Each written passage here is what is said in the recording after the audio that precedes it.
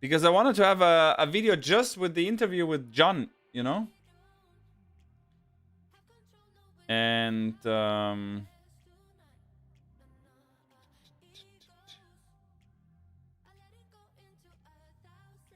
trying if that works. Yeah, it works. Now is the only question. Yeah, it's good. All good, Felix. Yeah. No, I just wanted to see if it's possible to just start the stream and stop the stream in a second. Next person for Felix is the boss. Man, he is like he can do everything. He can do everything, I can tell you. So Nancy and Lauby, if you're in the waiting room, possibly this guy is coming there. If so, then you can brief him and check his camera and check his microphone, and when he's set, then you can send him up.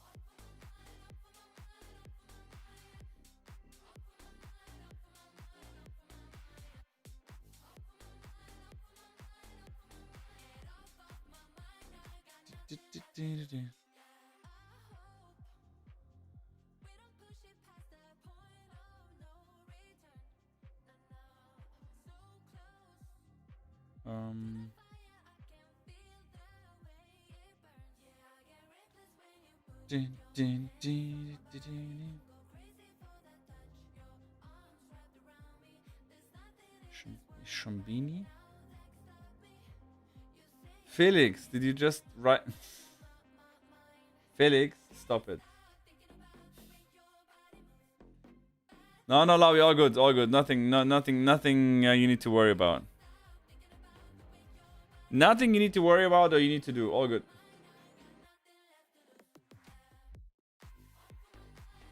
Berrettini against Deminar. Also, he's probably watching that match.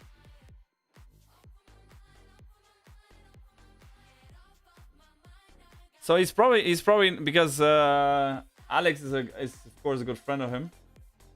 Oh wow.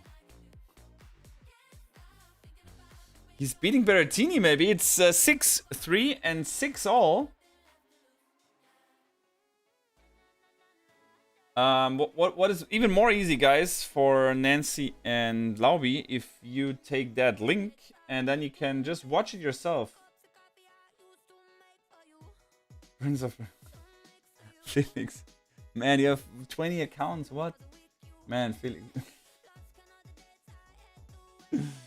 No words needed. No freaking words needed. So let's watch Berrettini Deminar. Second serve from Deminar.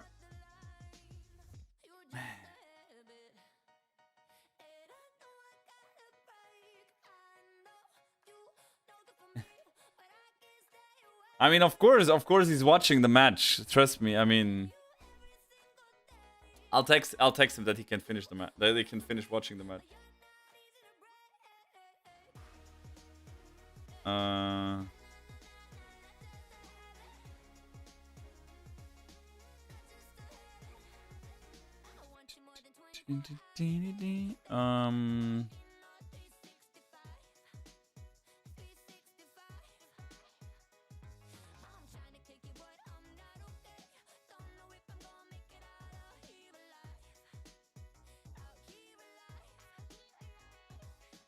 We do it different, guys. I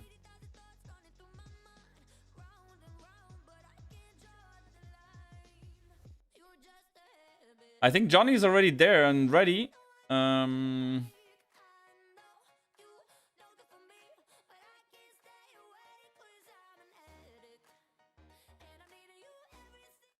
Let's see if he's answering my call.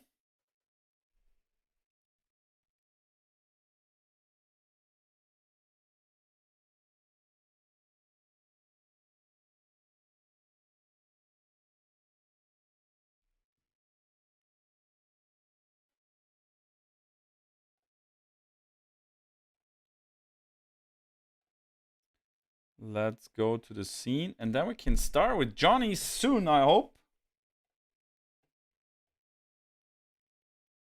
Ah, okay, really. That is unfortunate. Unfortunately. Um,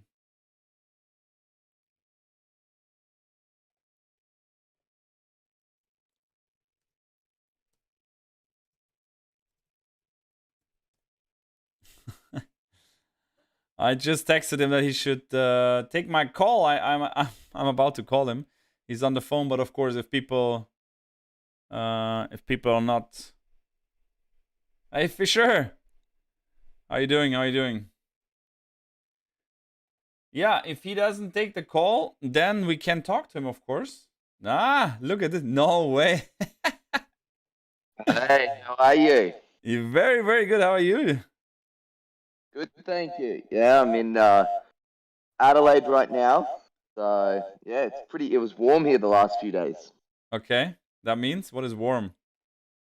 Warm is hot. Yeah, really hot. Maybe 40 degrees, so another 15, 20 degrees on court. But it's starting to cool down, luckily. Wow, that sounds really hot. Do you mind to change the camera to that? Yeah, that will be all perfect, Better? man. Yeah, 100%. Just need to get that done here, and then we can start soon. So, how are you doing? Are you still watching Yeah, good. Alex? No, not really. No, I don't watch a lot of tennis, mate. Really? Yeah, I've Okay. played too much of it. So, yeah, tried to not watch a whole lot. I spend too much time at the tennis courts. You know how it is. It's Yeah, yeah, I yeah, know. only if yeah, but no, it's been good. It's been good. It was a really long year last year and quite a quick turnaround. So just trying to find my feet again and get that sharpness back going into 2022. 100%, 100%. So yeah, you just jump in, guys. This is John Millman, pro tennis player from Australia. For those who don't know him, but I'm pretty sure. I mean, I have some chess addicts here in the stream that play sometimes chess with me. They might not know you. Do you play actually chess, Johnny?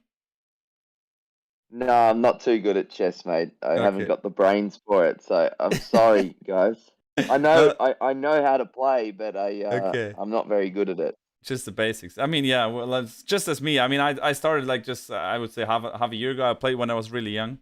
But I really like to play Yeah. and try to study a little openings and everything. So There was a interesting. big chess game going on yesterday. I saw Where? Yuri Vesely and his coach. They were having a big, intense game in the Oh, players' really? lounge yesterday here in Adelaide. So Okay. a few of the tennis players play a bit of chess, but Yeah, yeah, yeah. I I saw need to. Roger also playing chess when I was in Halle. He was playing Ljubicic. I think is a very good player. And then Roger was just taking his phone and playing some chess on his phone. And then once he screwed up, he Yeah, says, "Hey, Ivan, take it. It's your turn now." And then Ivan says, "Man, you're losing the queen, and then you give me the game that I should win." Like, okay. So that was I quite fun. think I think I think during COVID and playing a lot of tennis in the bubbles, Yeah, a lot of the time for 12 months of the last 18 months, we were playing in really strict bubbles, where we were yeah, just confined to the hotel and the tennis courts. And you saw a lot more, it's probably more of the old school tennis, where everyone was forced to kind of hang out with each other a lot more. And, and everyone started playing their own board games or card games. I know Monopoly Deal was a really popular one amongst the Australian crew, but yeah, there are all forms of games happening with all the guys because we were kind of forced. We weren't allowed to go outside. We weren't allowed to have dinners outside. So there was a lot of yeah. Uber Eats or in Germany Lieferando, which isn't the most reliable service ever. Um, Okay. but yeah, everyone was forced to eat together in the hotels and play games the whole time. Yeah, yeah. How is it in Adelaide actually? How is it there? Is there a bubble somehow or Not really a bubble. No, I mean we have a lot more freedom here, but okay. the cases in Australia are really starting to take off now. A few months ago, kind of like that post US Open, one of the premiers in New South Wales, he opened up New South Wales to kind of allowing people to come back home from international destinations without having to do all this quarantine and whatnot. And that kind of opened up. Everyone then kind of had to kind of follow suit. All the other states, not everyone, but they all kind of followed suit.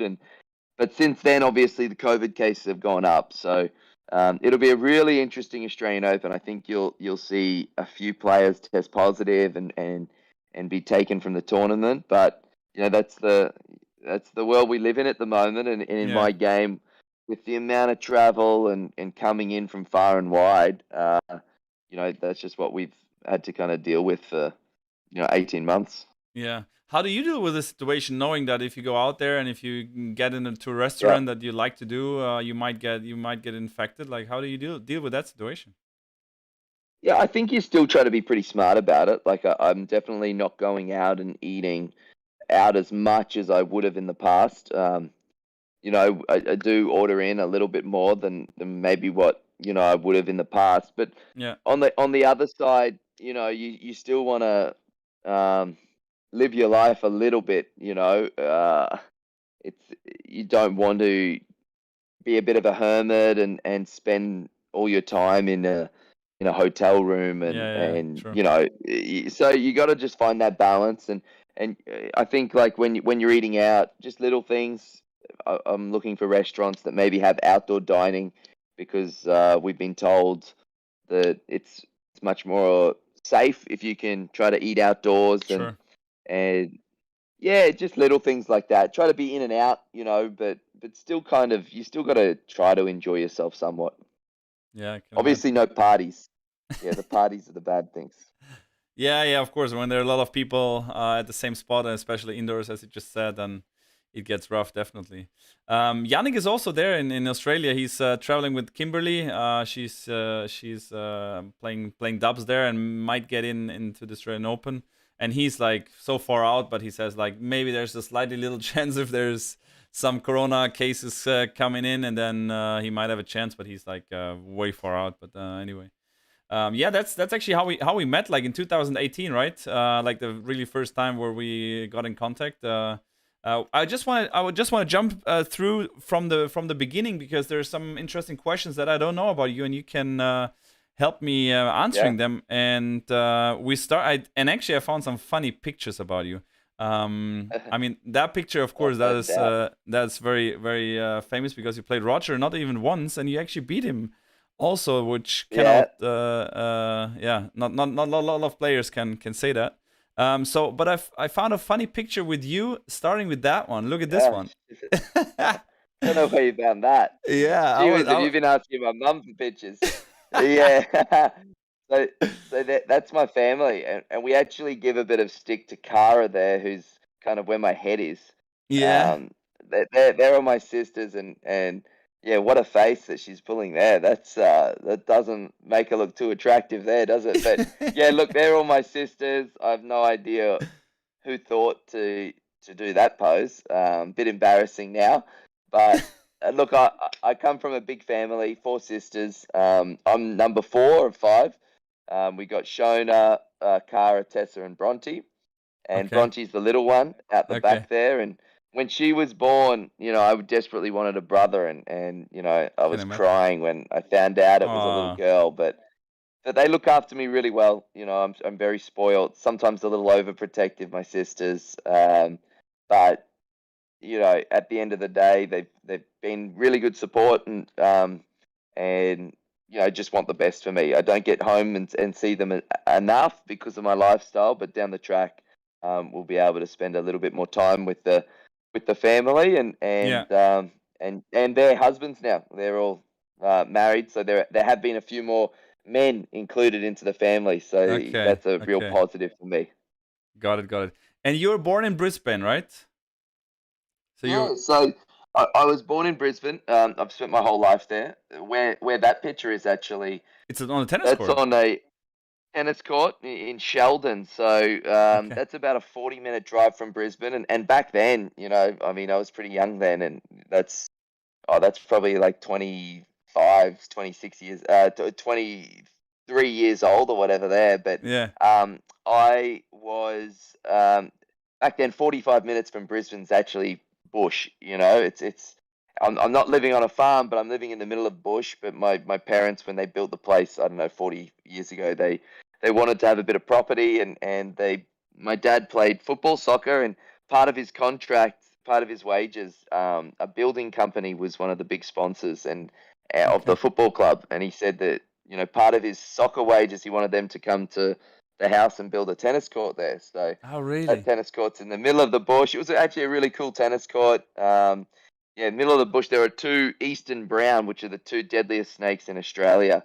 They were living kind of underneath the court at the back of that court. So you'd have to be a bit careful when you're picking up the balls at one end Wow. because Okay. yeah, you wouldn't want the snakes to be out and maybe poke your fingers through the fence to try to get a little stray ball because there are a couple of pretty dangerous snakes there. But Oh, wow. um, yeah, different diet. I've moved closer to the city, as have most of my family now. But it was good growing up in the bush and seeing kangaroos each day and koalas and being able to play tennis in the middle of the bush. Now I look back, it's a pretty cool place to have played tennis.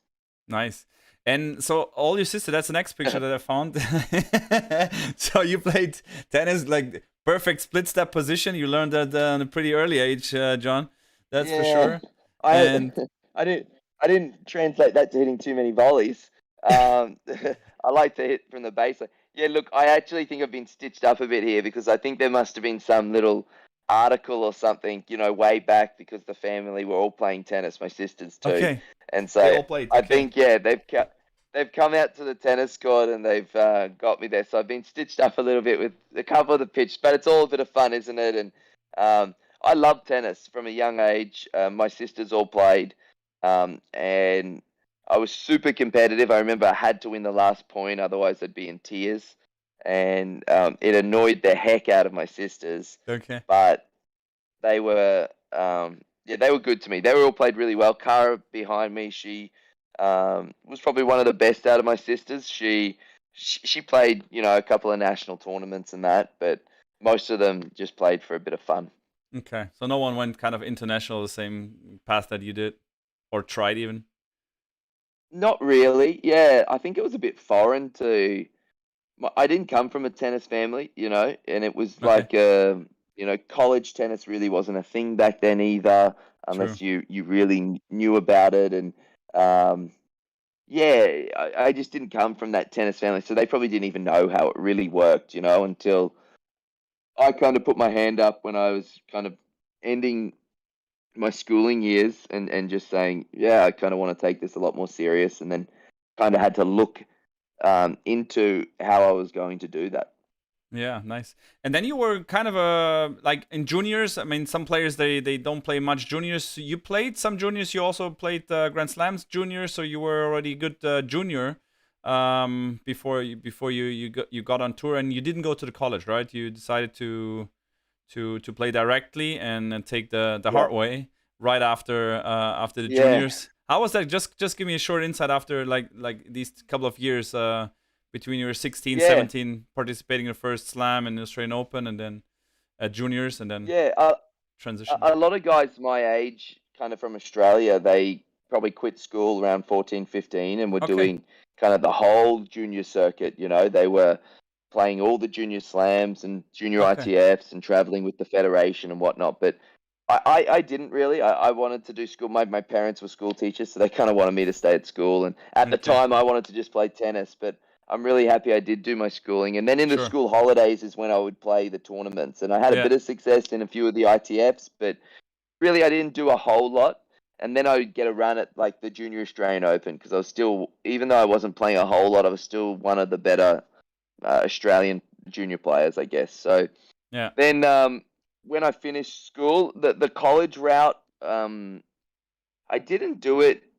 One of the reasons I didn't do it, I think, was number one, I didn't really get recruited by anyone, and number two, um, I didn't really understand it, and probably my parents didn't really understand it, and weren't educated on, how you can take this different pathway. So yeah, I kind of didn't do it because, yeah, I didn't really have anyone really recruiting me or recruiting my parents, which was probably even more important. So, sure, yeah, when I decided to to play tennis. I probably did do it the hard way because for me, my game, I had to kind of learn my game and develop my skill set. I wasn't ready to just jump into the pros like a Yannick Sinner, who I was just reading an article about, who just went from juniors to men's tennis like that. Yeah, I yeah. wasn't good enough for that. I had to learn my game and yeah, probably did it the hard way for me. I kind of went overseas by myself and would try to stay over as long as I could and as long as I could afford it.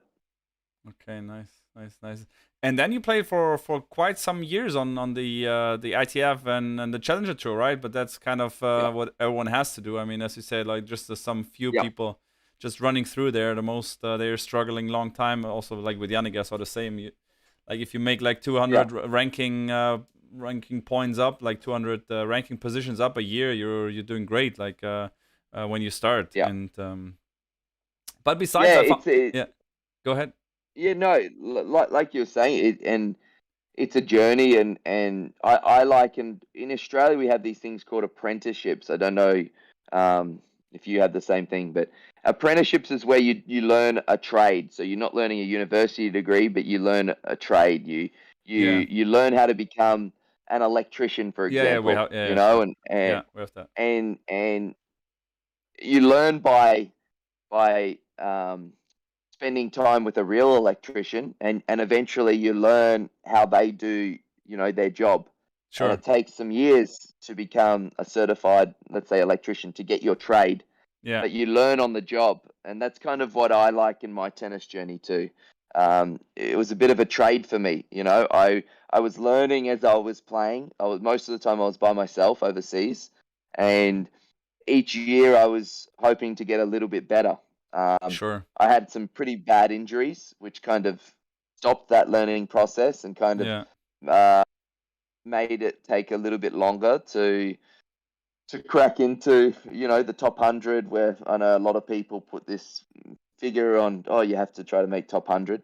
Um, but yeah, for me, it was a bit of an apprenticeship. I had to kind of learn my game and get a little bit better and just continually get better. That's the key, isn't it? Like, you have to continually get a little bit better.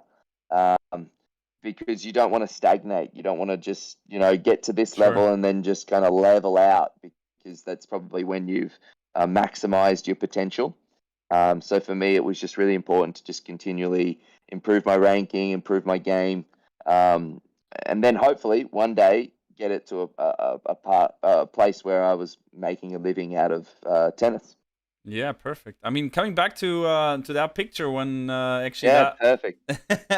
that year is when we met was 2018, where you kicked my Yeah, player out of the tournament. Actually, also the biggest success for my player that time, because he made it to the quarters of the tournament out of the qualies. I remember like beating. It was kind of windy there. yeah, And then yeah, you played each other, and that got actually that long match, and then I think it was 5-4 you serving for the match, and then we had to stop the match, uh, yeah. taking one more night to come back the next day to just play your serving for the match game, which was kind of Which is it's difficult, isn't it? Because you think about it. I know I went back to the hotel that night. You know, thinking about what I wanted to do in those first like 1 or 2 points, where I wanted to serve, how I wanted to play those points. I think we had like two really physical rallies. yeah, And I think I might have won both of them, and in the end getting a slightly more comfortable hole. But those first two rallies, I wanted to be rock solid. I knew where I wanted to serve, and um, it's tricky when you're thinking so much about, just coming back for one game. But really, that was a tough match. It was a really tough match, and then I went on to play Bedene, and we played for a few hours, and then we had to come back the next day and finish another set, yeah, because of yeah, the scheduling wasn't great that week. I'll give them yeah, that. yeah, And then I played the final against Cecchinato, who came in lucky loser, and I'm thinking this is a really good opportunity. He played great tennis that day, and I was thinking it was one that got away, but then he went on to make a semi-final of a Roland Garros that year and won another tour event like a month after that. So in the end, you know, a bad loss for a final. He played some great tennis on the dirt, and uh, it was a fun tournament for me. It was a really good one to kind of break through on clay court. You know, predominantly Sure. Australian players aren't much chop on the clay, but I've always thought I can play half decent. I play a lot of club tennis in Germany, and when I first started traveling, one of the cheaper options for me was to fly to Europe Yeah. because there were so many tournaments, and I didn't have really any money. So there were so many tournaments there that I could just get on a train and go to the next place and Yeah. just find a way there. So I did play a little bit on clay. So I always thought I could play. I had that movement. I think it's key to get that movement on the dirt. And I like to play physical tennis. It's a little bit harder as I've gotten older. But, you know, clay court is about physicality, in my opinion. You Sure. know, it's not about cheap points. It's about, you know, really working hard for each point and yeah, using your head to work out how you can win points on a surface that doesn't give you a whole lot. But would you say that you like clay court now because as you say, you don't grow up on clay there. You didn't Yeah, play much clay when you were younger. So do you prefer it now more than hard court? I probably wouldn't prefer it more than hard court. I still probably like the hard courts after growing up on them so much. Yeah. But I think in tennis, what's really key if you want to build up your ranking is to be consistently good across all surfaces. And that Sure. doesn't mean you're going to win every match you play, or you're going to have some weeks where you bomb out early on in tournaments. But you have to have a game that kind of works on all different surfaces because you're going to be playing that. If you want to have a successful career, you have to consistently get points throughout the year, and that means having consistency across all different surfaces. So predominantly, I'd say, you know, your hard courts, obviously, it's really important that you learn how to play on hard court. Clay courts are really important because you play some months on clay. Grass court maybe not quite as important because you can probably limit that to like 3 weeks. Sure. But then also, I think one that gets forgotten about a little bit is indoor hard court because on the ATP circuit, you know, you play a couple of months on that indoor hard court circuit too, and that's Yeah. again a different style of tennis, and I think it's really important to kind of be good on those three surfaces if you want to, um, you know, have a decent ranking and be competitive. Got it. Got it. Yeah, makes sense. Let's go to the next picture because we have Okay, some more. So the first yeah, kind of time when you got elected to the Davis Cup team. How was that for you? Like just give us a short because then okay, you build up the ranking. You went to like 150, then 100, top yeah, 100, and then at one point you had called you probably and said, "Hey, you're doing good. What yeah. about joining the Davis Cup for next week?" just give us a Yeah, short. I'd been a part of the Davis Cup for um like as like a hitter and like as like an extra player a few ties. One in Glasgow where we played semi-finals, incredible experience, and then I was actually in Belgium, and I was kind of like fifth player maybe, but fourth or fifth, like we were kind of in and out. It was probably out of me and Thanasi Kokonakis. And 2 days before the tie, I'd been playing really well on the dirt there in Belgium, semi-finals, so pretty big match. And yeah, Leighton and Jason Stoltenberg, they called me into a room and just said, "Hey, mate, like you know, we think you deserve a chance to play Davis Cup, and yeah, we'd love you to play day one against David Goffin in yeah Belgium in 2 days' time." So I was there, and I felt like I was ready to go. I had a really good match against Goffin. He got me, but we played for I think 3.5, 4 hours or something, Wow. and yeah, really good tennis and really proud moment for me. For me, playing for your country's, you know, the greatest honor you can have in our sports. Olympics and Davis Cup's really special, and um, I'm number 108, so I'm the 108th person to be elected to play Davis Cup for the country. And when you have such a rich tradition in Davis Cup, which Australia does, that Yeah. number to think in over 100 years of Australia playing in that competition, there's only been well, up until me, there was 100. I'm the 108th person to ever play that competition for the country. I think Wow. is a really good achievement and something I'm really proud of. And whenever I get asked to play, regardless of where or when it is, I'd love to be part of the setup. Yeah, makes sense. Makes sense. Cool. Then after that, you got. We just talked. You went to the final in Budapest, and then winning your first title was just. I think was it last year? Winning in Nur Sultan in Kazakhstan. Yeah, it was the end of 2020. So yeah, Yeah. just as the New Year's ticked, it was that. But yeah, end of 2020. Yeah, awesome. Yeah, one of my proudest moments again. I think there's been plenty of good players that have had really good careers that haven't managed to get an ATP title. Sure. And it was something that, it was something that I really wanted a box that I really wanted to tick. To say that I was an ATP title winner. They're Sure. not that easy to do. Some guys make it look easy, but yeah, it's really not that easy. And it was awesome. I loved every minute of it. The tournament looked after me incredibly well. It's actually a really cool place, Nur Sultan, and to win it and to get that trophy, I thought the trophy was really cool. It was an awesome trophy. Was super special and something that I can be proud of long after I finished playing tennis. That I won an ATP title. 100%. Do they send back that trophy to Australia? Yeah. Because that's hard to carry. And it's big and it's heavy. Really, that trophy's like 10 kilos at least. Like it was proper heavy. And Nice. I can't afford the extra baggage. So yeah, they sent it home. It came in a box, and now it's just in storage at the moment until I settle down in my house back home. But yeah, awesome to win that, and really inspires you to hopefully get another crack at another ATP title. But things have to work out, and you have to play good tennis and really turn it on for a week. And yeah, I was lucky to do that week. Perfect.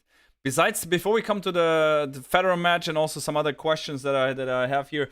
You said about Olympics. I was reading that you have a kind of, world record, or that you in Olympics 2016 when you beat Berankis love and love. That was the first time ever in the first round Olympics that someone got beaten with a double bagel. Like, what happened there? Yeah.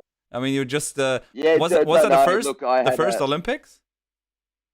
Yeah, that was 2016 Rio Yeah. Olympic Games. It was really cool. Like the Olympic Games, I'm telling you, it's unbelievable. I've always watched it as a kid growing up, and Same. just to be surrounded by other athletes that have had a different journey, but you've also shared a similar journey. You can relate to the sacrifices that they've made, and the toil that they've had to go through to be there. You can relate to them, and I love talking to people. That's I'll talk to anyone about anything, and I know. just being in the athlete village and just being able to talk to other Aussie athletes is really cool. So yeah, I had a great time there. Look, that match, it was just one of those matches where I played really well, and Ricardus had a really bad day in the office, and obviously he's a very good player and he's had a fantastic career, and we've since played some close matches. He's gotten me, I've gotten him also, but yeah, that was just one of those days where everything worked for me, and not a whole lot worked for him, and Okay. I don't read too much into it, but No. yeah, Love and love in biggest men's story, tennis doesn't happen often, so that's just no, wanted it doesn't. Yeah, it was just, look, pretty cool. But yeah, the bigger thing there was, being in Rio was just something that was fantastic. The night before, I actually went to the opening ceremony, even though I was first on the next day, but I didn't want to miss it. And walking with you with the Australian blazer into the Maracana is, something that's stuck with me for my entire life. 100%. Besides tennis, you're also a big soccer fan, right? Yeah. From Liverpool, I found another old picture, man. You look funny on that one. How old are you there? Yeah. About? That's like 25 or something? Even younger? No, I reckon a little bit younger. Yeah, because I was with the techie close there. So yeah, I reckon like really early 20s, maybe Okay. 21. Okay. Um, Liverpool with Warrior there. So yeah, maybe 22. Yeah, but no, look, yeah, big Liverpool fan. I look pretty happy to have that shirt, don't I?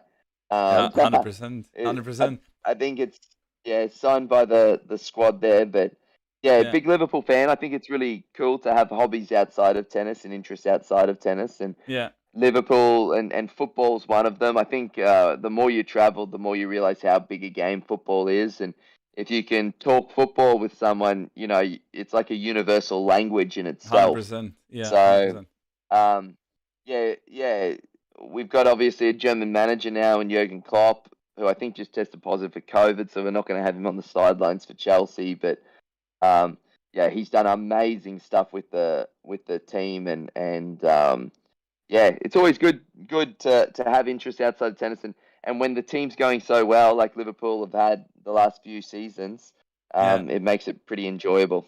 100%. How did you get in contact with Liverpool? Like, why Liverpool? Why not Real Madrid or like Bayern Munich? I mean, Liverpool is like it's a club with a lot of tradition, yes, but like for a guy from Mm. Australia, how did that happen? First of all, in Australia, the games that are mainly on TV were Premier League games growing Okay. up. You know, La Liga or Bundesliga or you know, they weren't really on, or Serie A, they weren't really on television. It was always Premier League. We got obviously a lot of English heritage and a lot of English culture.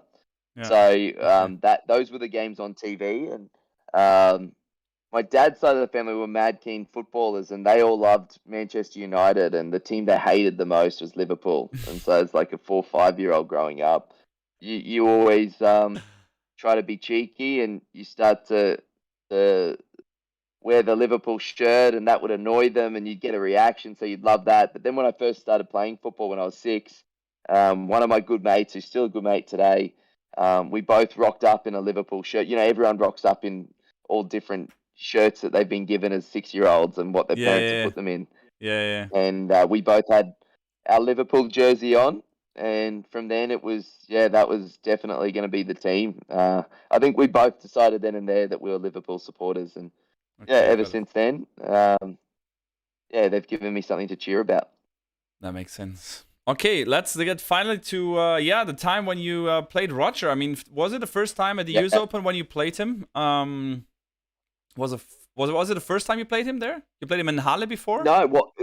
No, I actually played him in Brisbane before Ah, that. okay. So Okay. yeah, Brisbane International was the first time I played him. Obviously, I think that was 2015 or 16 Okay. or something Okay. like Okay. that. Probably Yeah. 16. And yeah, a lot of pressure when you play him at home, especially in Brisbane, because you're up against a guy who's, you know, one of the best ever, and and you don't want to get wiped in front of all your friends and family. But we had a really tough match. I might have been up for set and a break, I think, but Roger finds a way, and he got me there. So then fast forward a couple of years later, and I was playing him in the round of 16 at the US Open, centre court, Arthur Ashe, under the stadium lights. I was lucky before the tournament, I'd just hit the once with Andy Murray on centre court. He asked me, and I'd hit there before, which kind of helps. Yeah. Yeah. But yeah, not much can prepare you for a night match on Arthur Ashe. Just one question in between, because for the viewers, they might not know that that the center court of these tournaments mostly slightly different. Is it always Yeah, faster, slower? Like just give us a short insight on yeah. that. Generally speaking, the conditions are slightly slower on the stadium courts. They don't get for probably two reasons. Number one, they don't get that play on them, like those outside courts from 8 in the morning at a Grand Slam till 7 at night. Those outside courts are getting played on, played on, played on. You know, four people a court sometimes, and normally, if you're unseeded or you know you're not one of the big dogs, you're on those outside courts. If you can get a court on site, most of the time you're at the park down the road at US Open. So, but they just get a lot more played on, and what that does, it makes the surface a bit smoother. Yeah. Because normally it's a bit more coarse, the surface, but then obviously if you wear it down, it gets a little bit smoother and quickens it up. So that's one of the reasons. And I also think at a place here, half the time that roof's on, because that roof had just been built there. But also the shade that court gets because of the big stadium, there's just not that heat in the court that's there all day. So I think that even slows it down a tiny bit more also. So yeah, it's normally a slightly bit slower. So it is really important, if you can, to get a bit of a hit on it before you go out and play, because you're playing against someone like Roger who plays every match on that court. So for him, it's like his backyard, and for me, it was probably a bit more of a foreign place. But I went out there in that match, and luckily I'd played him before, so that was a real big positive. Just to know what to expect with his ball and whatnot. But then he was playing really good at the start. I think he was up a set and served for the second set, but all of a sudden I managed to hang in there, and I started to get the momentum. And momentum, like in sport or in games, is massive. Once you have the momentum, you can really start to lift your level and go along, and it's tough to take someone's momentum away from them. Sure. And I managed to get the momentum. It was really, really tough conditions. It was hot and humid, a bit similar to how it is in Brisbane, where I grew up in, like kind of tropical weather, where it's hot but very humid and heavy, the air. So you're sweating a lot. I remember I was sweating through. I'm not a sweater. I don't normally sweat. Especially here, like in Adelaide or in Melbourne, I'm not much of a sweater because it's drier. It hasn't got that humidity. Yeah. But here, man, like it was impossible not to. I mean, your shoes are sweating, everything's sweating. So it turned into a really physical match, and I think physically that night I just felt probably a little bit better, and I was playing at a really high level, and I had belief, and that's one of the key things. It's you have to have belief, regardless of who you play. And as the match went on, the more I started to believe, and really grateful and lucky that I could turn it on a big stage and play some of my better tennis when it counted, because it doesn't always happen throughout the year. You're searching for those big moments and where you're playing really good tennis, and I was lucky enough in a round of 16 that I could play some really good tennis. 100%, and then make it to the quarters where you faced Djokovic. Then okay, that's pretty rough draw. You don't normally expect to play, Roger into Novak. Normally you get a little bit of a break if you knock off like a really good player. Normally you wouldn't play Novak till maybe the semis or something. But it wasn't to be. It was just a bit of a tough draw to play. Roger then Novak. The next day I was pretty sore after my Roger match. I tore my obturator in my hip, but I didn't know it at the time, and that didn't affect me, to be fair. Like, I can't use that as an excuse against Novak, because once that momentum took over, I didn't feel it at all. So don't want to use that as an excuse. I just lost to a guy who was better than me on the day.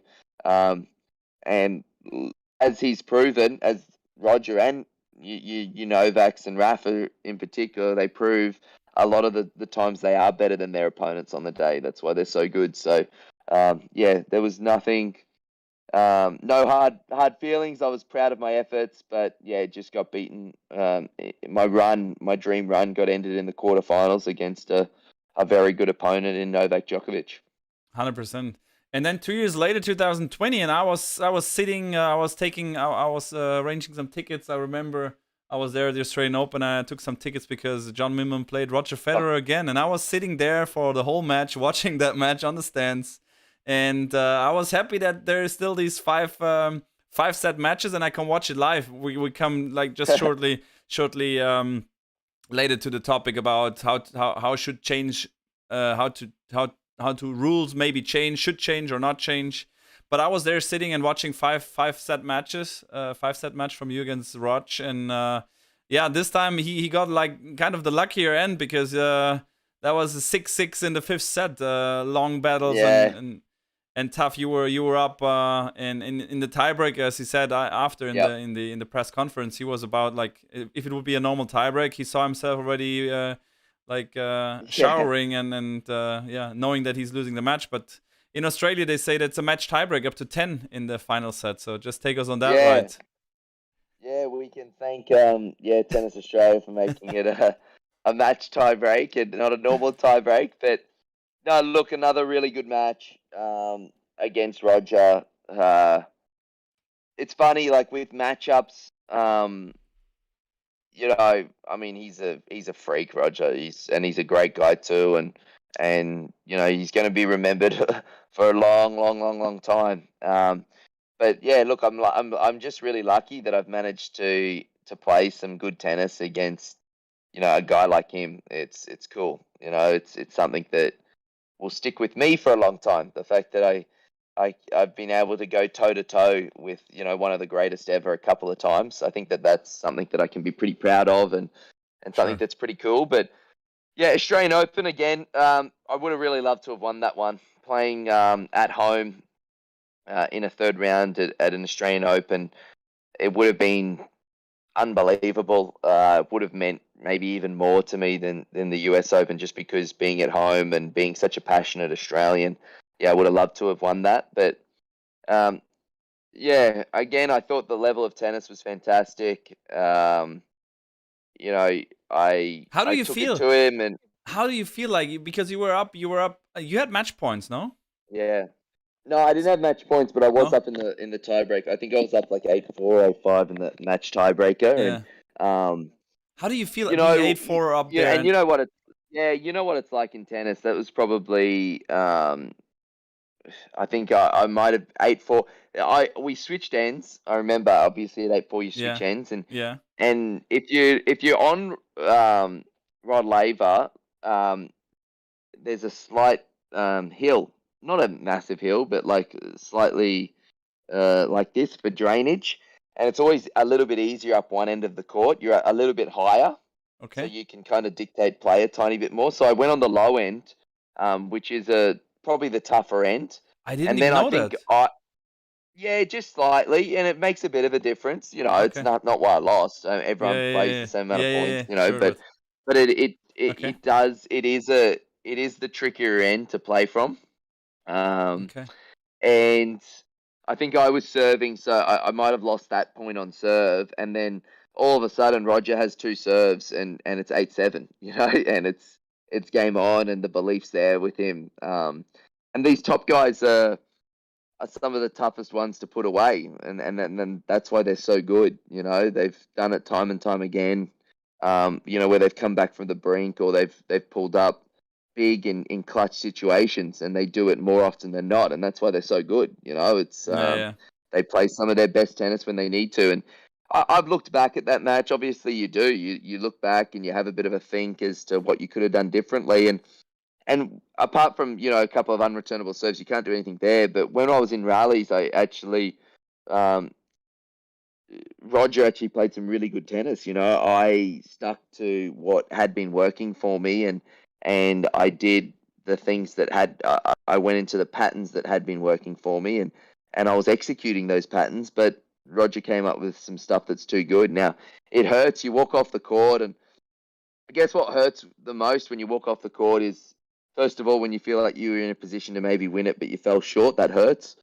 But second of all, you've put so much effort for 4.5 hours or however long we played for. You've completely emptied the tank, and you've put so much effort into that match, and to come up short is difficult. Because you yeah you've just left absolutely everything out there. But Yeah, sure. um, look, it was fine.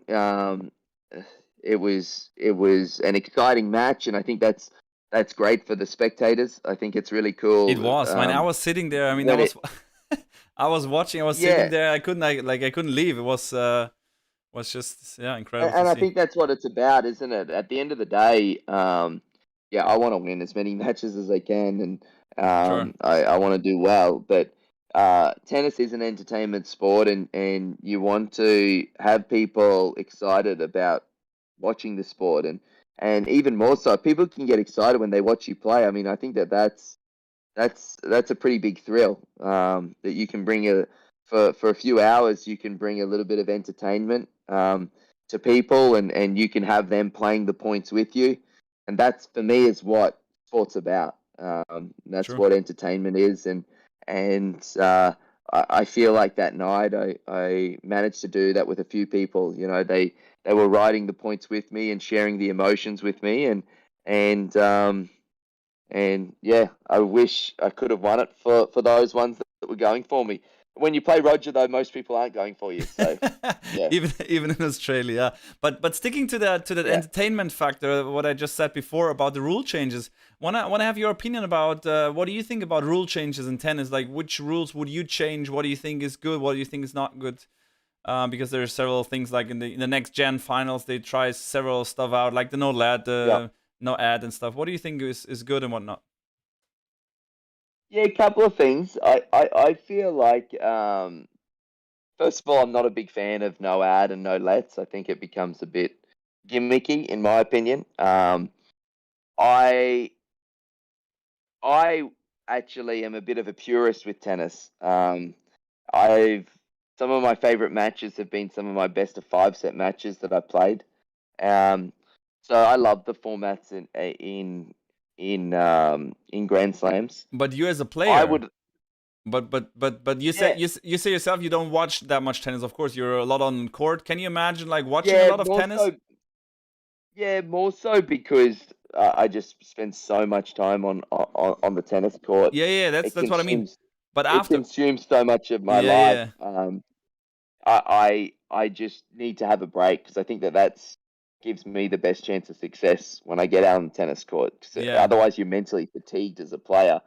But some of the best matches that I remember, I don't know about you, but some of my favorite matches that I remember, not just from myself, but when I've been watching tennis, have been best of 5 set matches at Grand Slams. sure, I sure. remember the physical battles between Novak Djokovic and Rafael Nadal. I remember Rafael Nadal versus Verdasco in a semi-final of an Australian Open. Mm. That was one of the most. I was in Burnie, getting ready for a challenger, and it was one of the best matches I've seen. I just Two warriors just going at it for like 5 hours. It was, for me, it was incredible. So I'm a bit more of a purist in that sense.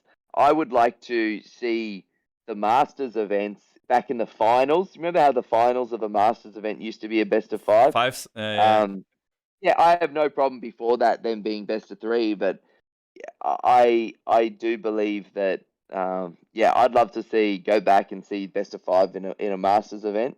Um, I don't know why. I just think that sometimes when you've got two guys that are obviously playing great tennis, I just want to see more of it. Yeah, yeah, yeah. And they're in the final for that. But in terms of the no lets, I'm probably not a big fan of. I think I think the more that we can use technology, though, I think is good. I think we've got to get up with the times. So I think, you know the um,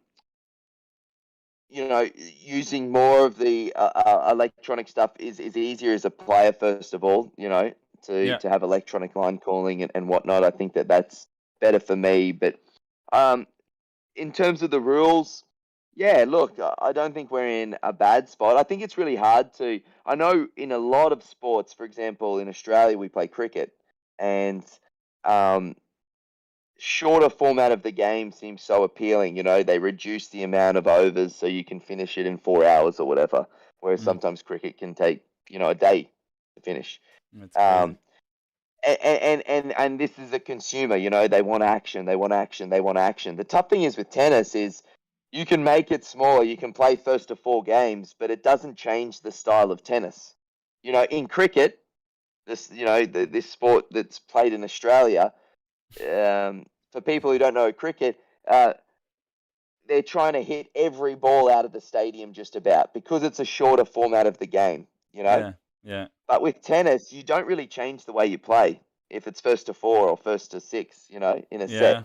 Yeah, you won't see guys trying more trick shots just because it's first to four, That's or you true. won't see guys trying to finish the points quicker because it's first to four. So that's where I probably have a little bit of a problem, because I don't think that with tennis it changes the style if you try to condense it and make it quicker and try to get a bit clever. What I would like to see with tennis maybe is just to see us try to be at events more so, try to be just a bit more innovative, turn it into a bit of a party atmosphere to get more people coming and watching events, whether that's, getting the DJs out there. And I think the Australian Open, as you've been to the Australian Open, does an incredible job of making it not just a tennis event. Yeah, Some sure. people come to the Australian Open and they don't watch a tennis match. Yeah, it's They're true. out in the beer garden. There's live concerts every day. There's fan interaction sites. There's fine dining. People come for the event and the experience, not just actually watch the tennis. So I think Yeah. that that's actually where we can make more gains in tennis, is when we have these events, even at ATP levels, when we have these events, make it more than just a tennis event, because yeah, the more people you can get through the gates, I think the better for the sport, and the better atmosphere you can create. 100%, 100%. Last thought on coaching during the match. Yeah, I kind of think tennis is I I don't agree with it for two reasons. I think a big side of tennis is the mental side, and I think people will look at someone who has a big serve and go, "Oh, that's a weapon," and it is a weapon. Like a Nick Kyrgios serve, massive weapon, or a Milos Raonic's serve, massive weapon. People often forget that the mental side's actually a bit of a weapon too. If you have someone that's a mentally really strong player that doesn't lose their marbles, when something's not going for their way, or their ability to think on their feet themselves to get them through, a hole, that's actually a strength in my opinion. True. And so I Yeah, think 100%. having the on-court coaching kind of takes that away. Takes that away for the player to be able to think and problem solve and work things out themselves. Good So point. that's one reason I don't love it. And the second reason I don't love it is because not everyone can afford on the tour coaches, on the Challenger Tour and that. And I remember when I was playing tennis and on the Future and Challenger circuit, I couldn't afford a coach to travel with me. I'm from Yeah, Australia, yeah. it's very expensive. And so then what I'm playing against, let's say you had someone who qualified at a ATP event. They're here by themselves, like they are this week. There's some guys here by themselves, and let's say they draw themselves up against an Alexander Zverev, and Zverev has normally a team of 3, 4 people, 4 staff, and Yeah, yeah. and then Okay. they play against someone who might not have the financial means and is still trying to crack it in tennis, and they've got no one sitting in their box.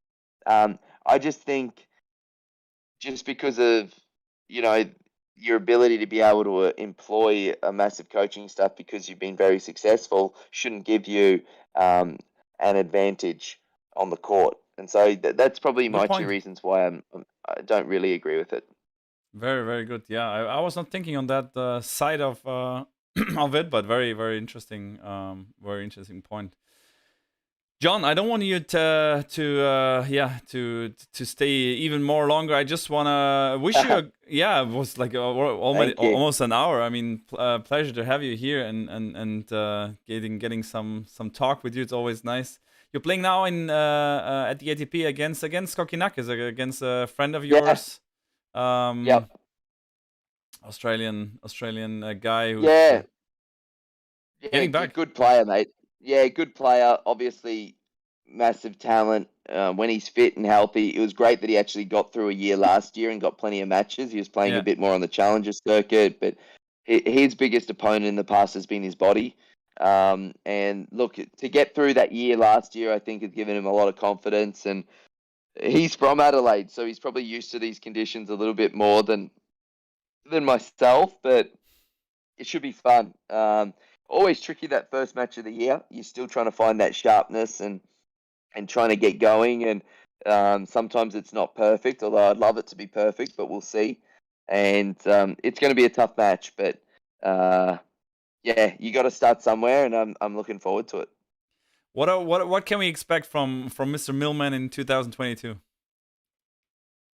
Ah, don't know. I'm really hoping, to be honest with you, that I'm just can stay fit. I had a really tough 2021, not just with the travel, with COVID being in Australia. I was away for 11 months in a row. Couldn't get home because the Wow. country and their restrictions.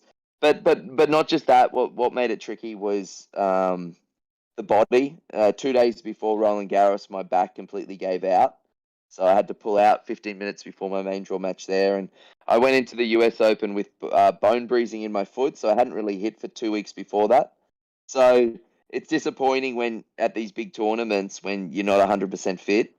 And yeah, that was definitely the case with me last year. And I feel like I'm a much better player, obviously, when I can stay fit and healthy. So if I can do that, I'm hopeful that I can maybe go on a few runs at a few big tournaments. But yeah, time will tell. You always have to be on it. You have to be a little bit lucky. You have to be playing good tennis. Yeah, your body has to be good, and you have to be able to compete well.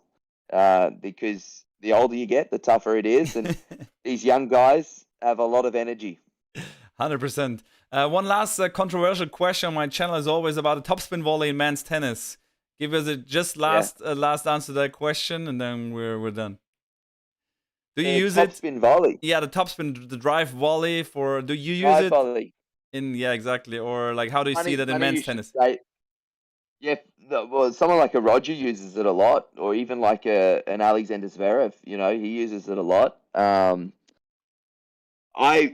wouldn't have used it a whole lot, but then my coach that I'm starting to work with said that I need to take a few more balls out of the air with it. So I'm gonna have to say now hopefully I can embrace it a little bit more.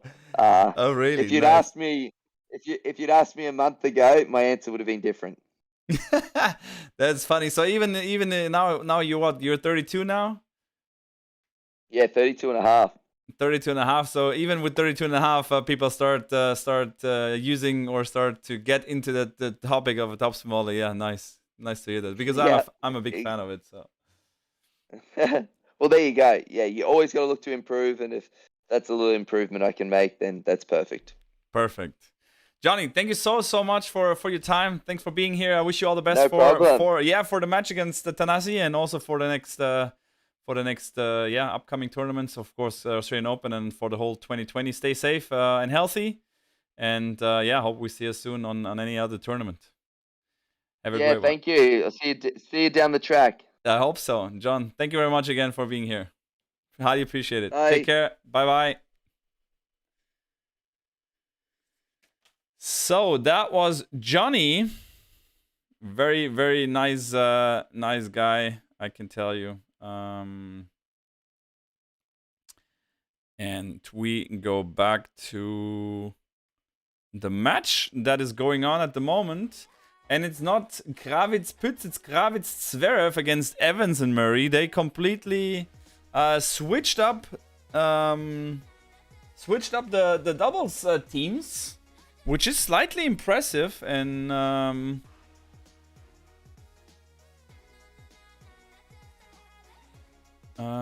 wait. Okay. So it's 3-6. They're 3-6 down and 1-1. Anyway, if you have still a question regarding John or regarding the tour, just let me know. I try to answer you the questions that I can. I'm gonna stream the match again on Discord. So if you wanna watch the match live, go to my Discord. Whoops, that's not the right one. Boom. Let me set it up. On air lobby can come back. Okay, so the match is live now on Discord. Exclamation mark Discord. Go there. Go to the waiting room, and then you can watch the match live. It's 15-all. And yeah, that was John. Really, is such a nice guy. I really like him, and can't wait to see him on a tournament one day. Again.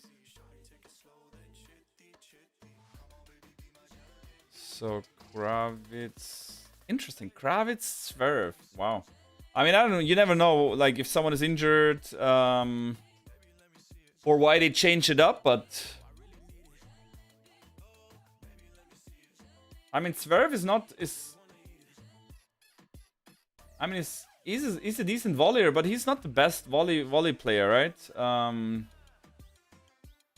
What a serve from Krawietz, like 4 out. Yeah, what can I say? Let's see if they can still make it. That was well played from Krawietz. No way! No way!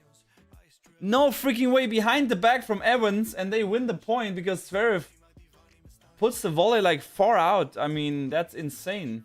But, I mean, Zverev was not playing good singles, right? He was not confident in the singles. And then putting him in the doubles, I mean, okay, interesting. But that was insane here.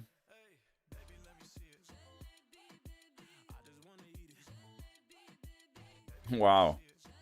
Missing 2 easy volleys here from Zverev. I can guarantee you that Pitts won't miss both of these volleys. Krawietz. Yeah, I mean, Zverev is just... Zverev is definitely... I don't know. It's interesting. I mean, the team captain has to take the decision, and he takes the decision with a reason.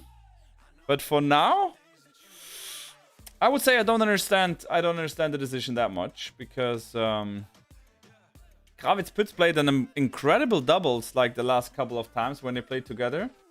Zverev didn't play good singles today, so I don't know.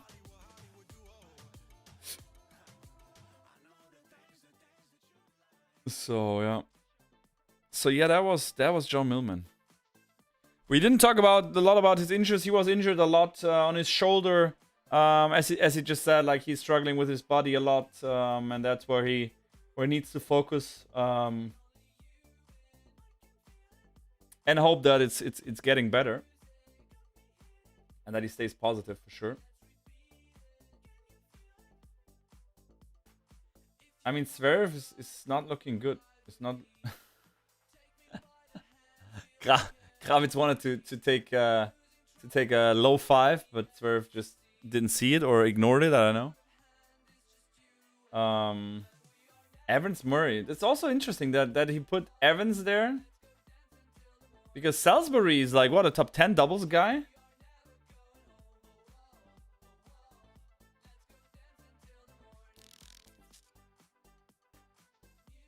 It's in Discord, Nancy. I said that before. It's live in Discord, of course. Everyone can go in Discord and join there.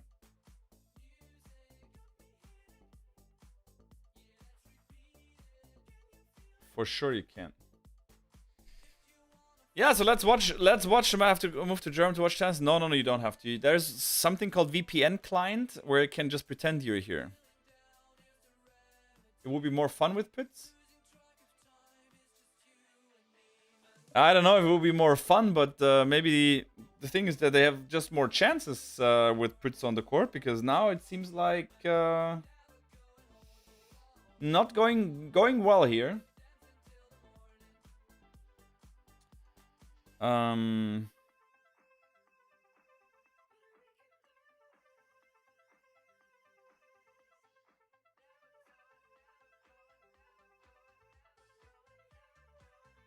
Let me see.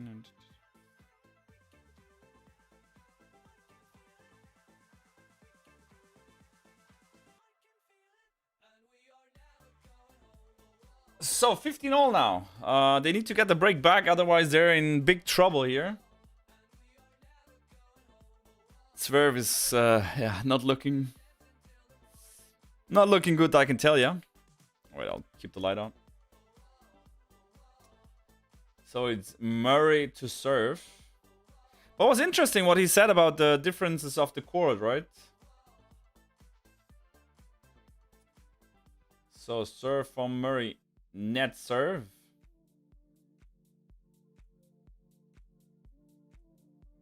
Second serve now.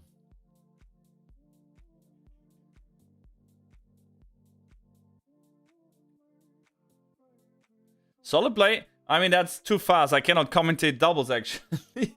Oh, he serves a return and volley and here and there. That's tough, actually. I can tell you. It's not easy.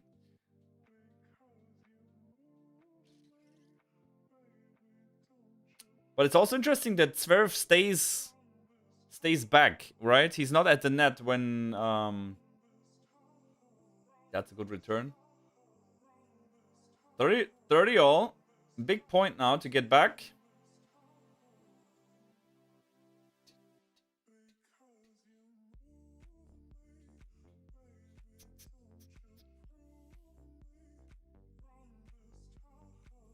So now they're talking about the tactics before they start the point. And now, okay, look, and all the other guys and tennis people in here. Look where Daniel is standing at the net, right? He's standing like, okay, now even closer to the center, but unlucky. 30-40.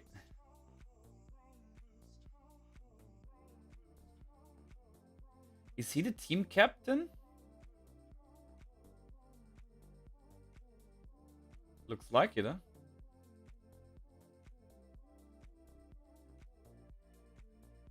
I'm getting hungry. I didn't eat something yet.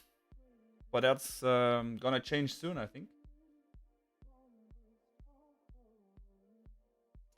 And there is the next game. It's 3-1 for Great Britain. And it looks like Germany's in big trouble here. They need that desperately. They need that break. Otherwise, they are losing the first... That first setup here. Dashboard. Krawietz.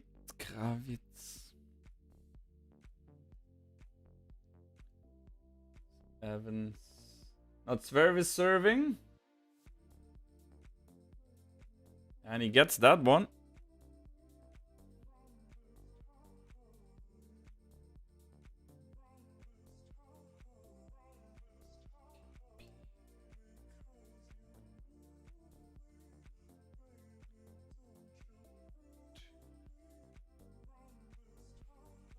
Oh.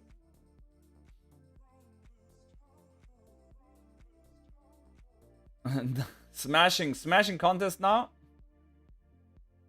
Not Zverev is going for it. And he makes it. After Krawietz smashing how many times? 8 times. So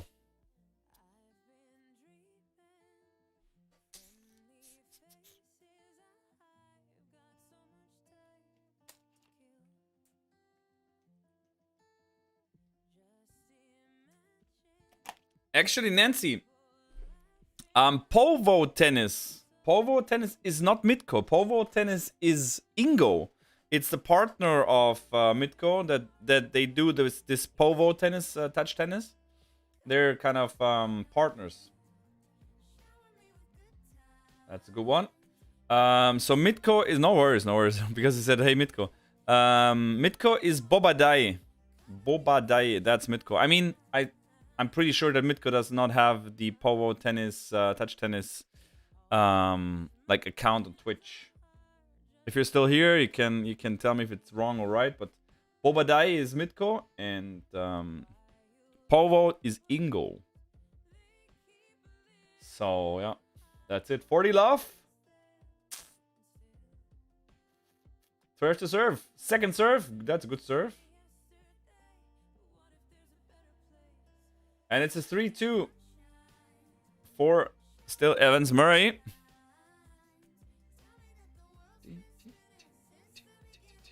Only ping pong? And Mitko doesn't watch tennis. Yeah, that's true. Mitko is not watching much of tennis, but yeah, what can we say? We Millman Johnny, man.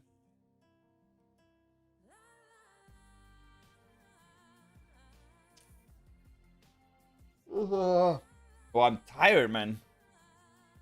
because we went to bed late night and went up early this morning. But what am I gonna eat, guys? Tell me. I have like my fridge is empty because I'm moving in 4 days. Just 4 days till I move. It's crazy.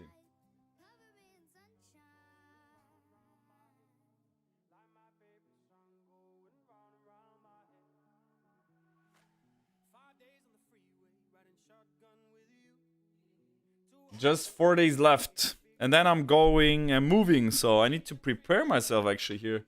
Slightly at least.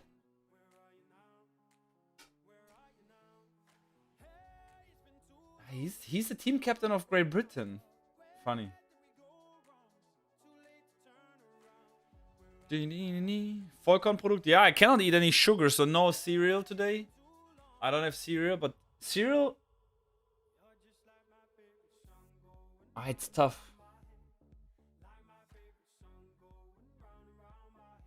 Don't forget anything in the flat. Thank you, Nancy. I think I will re-look after leaving the apartment if there's still something left.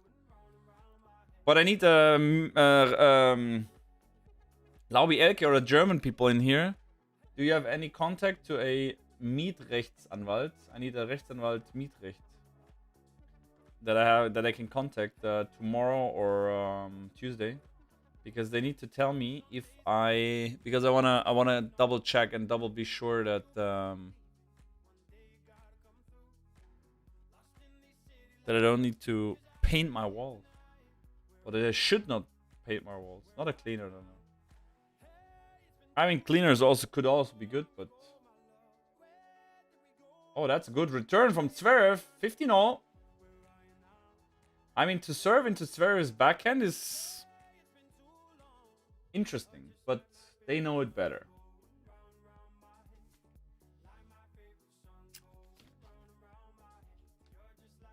But these puzzles yesterday, the escape rooms, they were fun actually. I will do one day a week. We will do some puzzles. One day a week we'll do some puzzles. That would be amazing, Laubi. If you could do that, that would be amazing. I mean, it's something pretty easy, I think, because it's about the Schönheitsreparaturen. That they just take a look. That they just take a look on my contract and then they tell me, okay, no, I mean, that I don't need to, you know.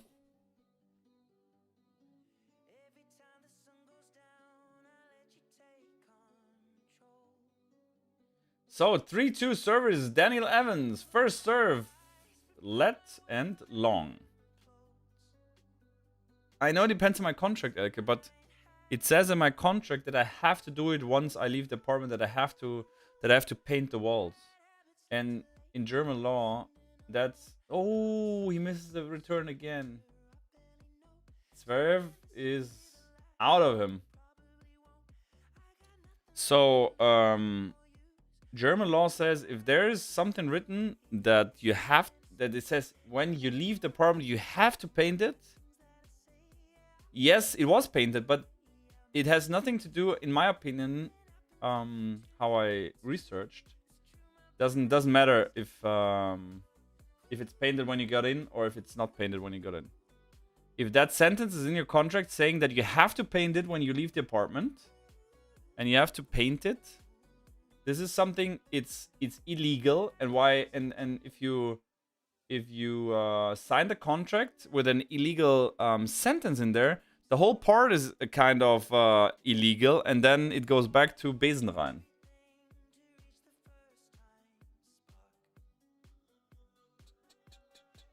Wash the walls? No, I mean, there's 2 walls that should be cleaned probably. I mean, it should be painted because at one wall I was hanging my cupboards. I mean, Zverev is kind of... I don't know if he's losing it here, but I mean, almost every ball that he hits, he's not happy with, and he's hitting at the net players and stuff. So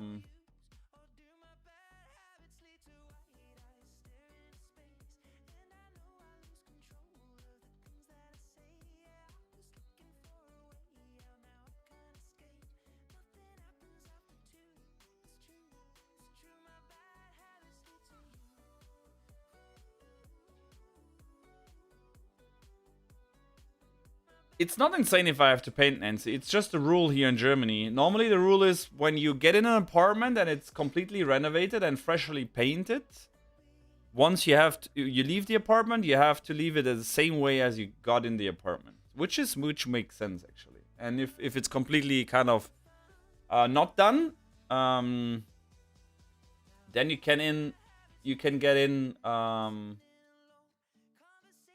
Then you can get out completely undone, kind of. So that's the rule. So I don't know why you call it insane, but I mean, for me, it's a fair deal. Once you get in an apartment, it's completely fresh renovated, and you leave, you completely leave it the same way. Exactly, less than a year. Yeah, I mean, yeah, I'm here for 2.5 years, so you can like discuss if that's fair or not, but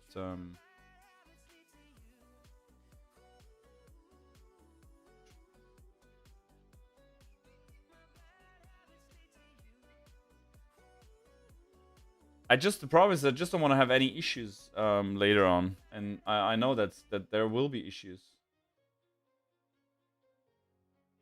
Krawietz is playing decent. Krawietz is playing solid here.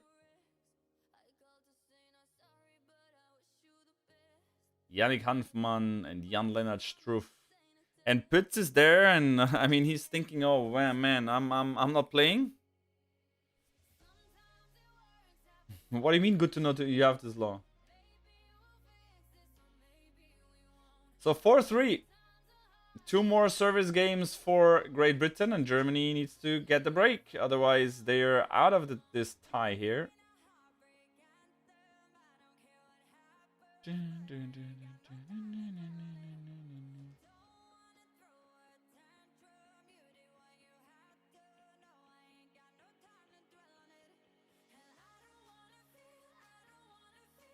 So, what can we do? 12-20.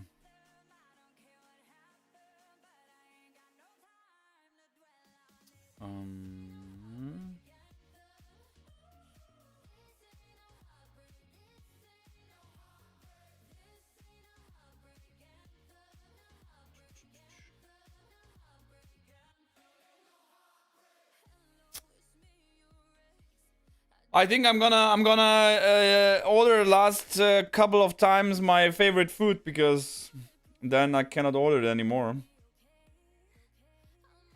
I think I'm gonna order it.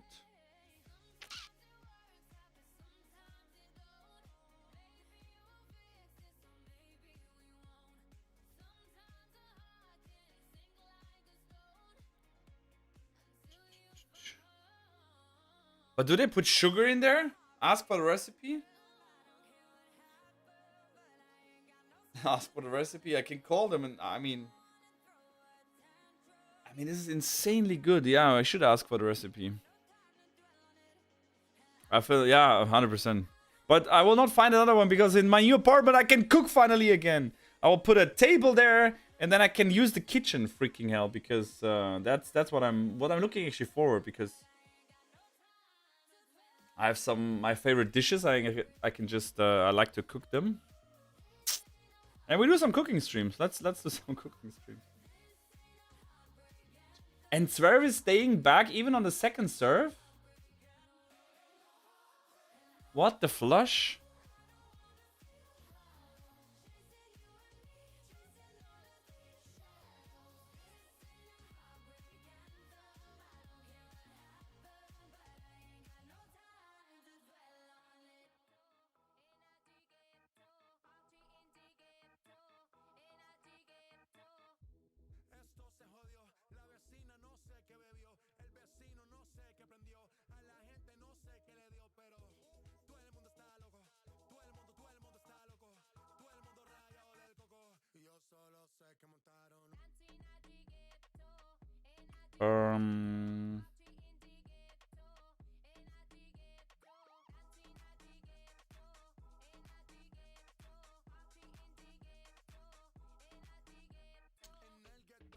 Okay. Lob.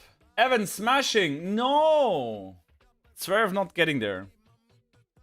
You will teach me how to make Karjale Ping Parparaka? Okay.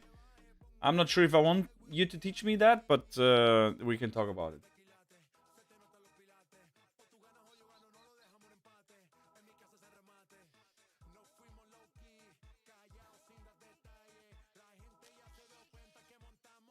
You're excited for my move and my new place? Why that?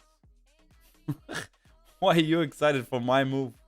I mean, I'm not excited for my new move. I mean, I'm maybe a little bit, but I'm not so excited, you know. Look, you're more. It seems like you're more excited than I am. Double fault.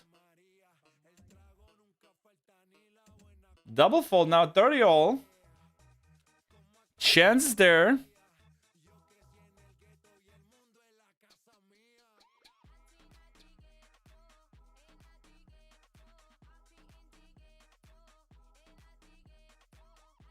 It's a good question. Einweihungsparty, da müsste die ja da sein. Not sure when I'm gonna do that party. Okay, so now 30 all. Serve and... Oh, what an unlucky return. I mean, just at the net court from Krawietz. Kevin! Guys, Kevin is also coming to the stream one day, I promise you. Kevin, I'll definitely... I'll force him to join the stream one day. So we have a Grand Slam winner here on the stream. 30, like 40-30. Murray to serve. Oh. And they get the point. Deuce. And it's a deciding point. And Zverev is returning. Have a look how it drives.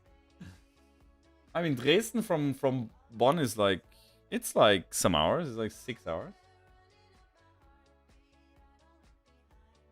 We're gonna do definitely an Einweihungsparty, that's for sure. And come on, do that point. Yes, good return. No, Kevin. No.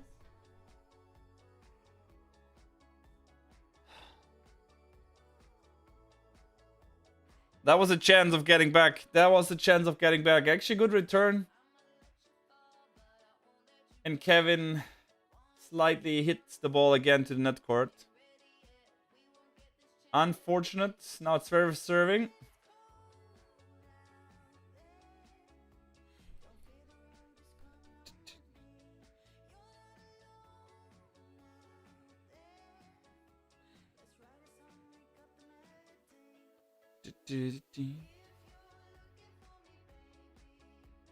I mean, with Zverev, I mean, with the serve, it's good because, of course, the serve gives him so much kind of power, and that makes him definitely a dangerous double player. But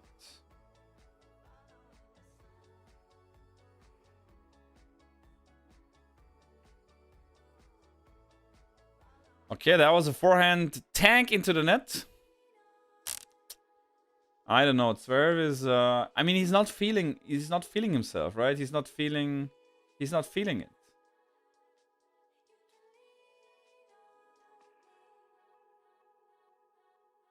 Good serve and put away from Krawietz here.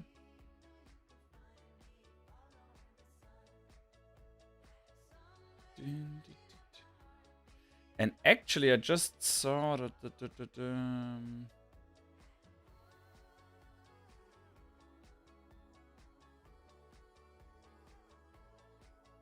So serve again. I can fly and make a big cake after the sugar. It's not. I mean, it's not a huge party, huge party. Yeah, but we're gonna do something. I mean, I don't know anyone there, so confetti. But some party will definitely be one day. I mean, that's not good. Wait, nutrition.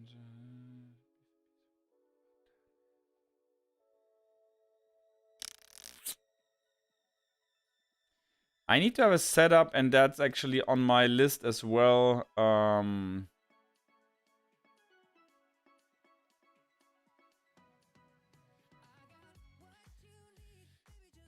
Zverev Nori, no. Team Germany, there you go. Green white neighbors, don't worry, I'll bring 60 of my friends with. Let me think a second. No, you won't. I mean, we will find people. I mean, I don't, in Corona times, I don't need to do this party. I don't need to do a big party, that's for sure. But I want to do it. But probably we wait till the summer. But then I'm probably moving out again. So...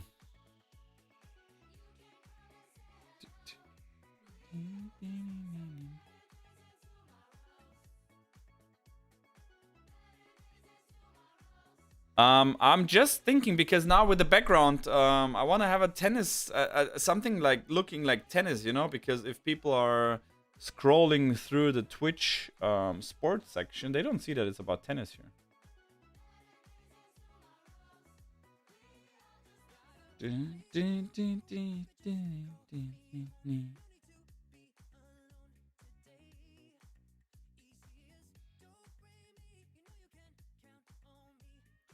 So 6-3, 5-4 for Great Britain. They're about to have the chance to finish the match off. Homies were the coaches, yeah. Like we went to Mexico, wedding 60 of us in plane from... Really? No way. Guys, you crazy. I mean, the Finns always are crazy. No doubts about that, that's for sure.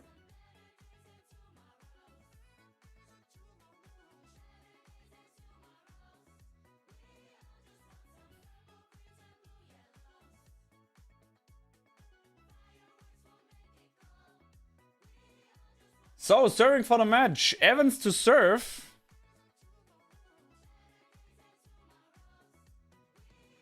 That's long. First serve is long.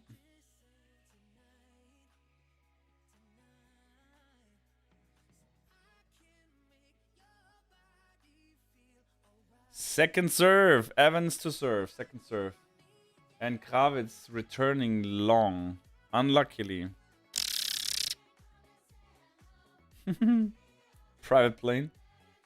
Private plane is actually... It's actually quite expensive.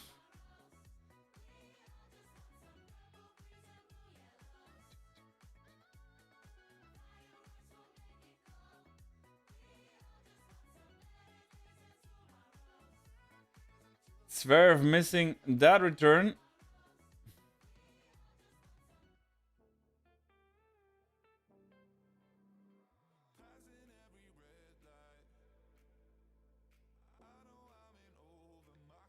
Sometimes I don't understand Twitch. I just don't understand that freaking platform.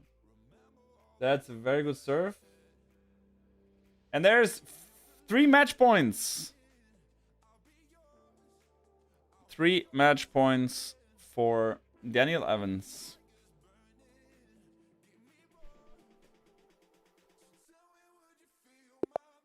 Oh, did you hear that sound?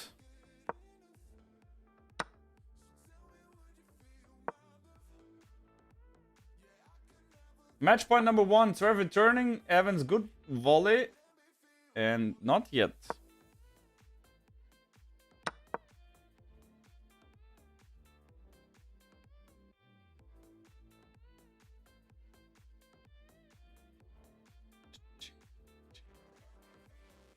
Trying to do a gambit again.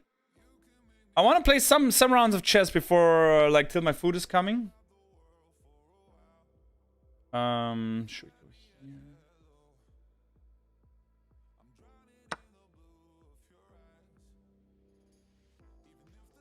Still 2 match points.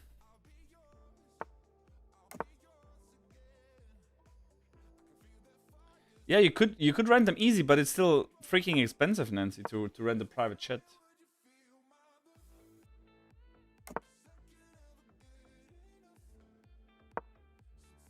And there you go. England wins.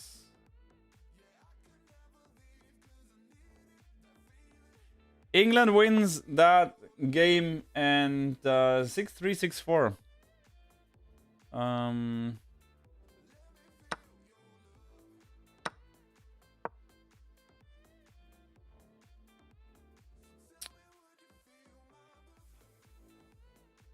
Should I want to go here? Actually, here's... Oh, shit. Didn't see that coming. Now this is coming even. Ooh.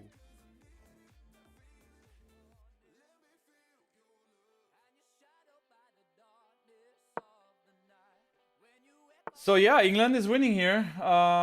What can we say? Not much more than GG.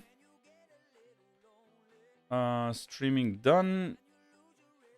Ladies and gentlemen, go back down where you came from. And we go back to chess. Guys, you can change the topic. Topic and category.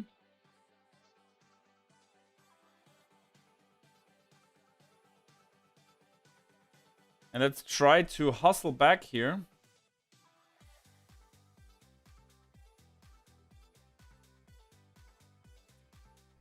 I mean, here and here is my idea. But then it takes here. I need to go here first. So, finally some chess. Let's go. Same as a regular ticket? Not at all. Not at all. But okay, you have some different ideas of private jets. But if that's the case, Nancy, then many more people would fly with a private jet, and that's just not the case.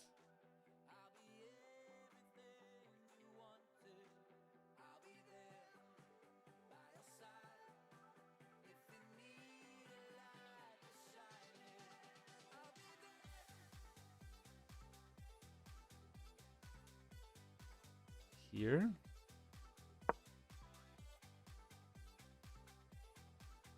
I'm still live on YouTube. Okay, thanks. Oh wow.